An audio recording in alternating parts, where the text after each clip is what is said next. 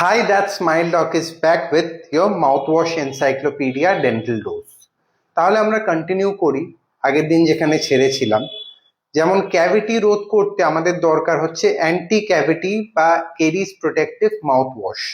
আর যেখানে থাকে লালা কম বেরোনোর প্রবলেম বা যেটাকে ড্রাই মাউথ বলি, সেই জন্যে আর্টিফিশিয়াল স্যালিভারি সাবস্টিটিউট। অবশ্যই আয়ুর্বেদিক অপশনসও আমাদের হাতে আছে বেশ কিছু মার্কেটে।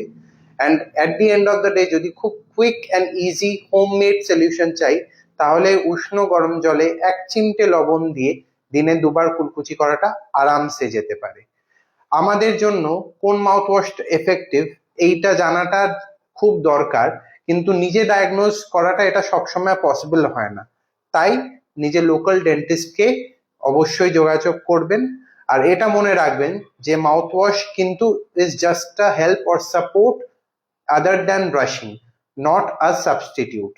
তাই দিনে করুন 2 বার ব্রাশ আর সঙ্গে থাকুক মাউথওয়াশ। বাই।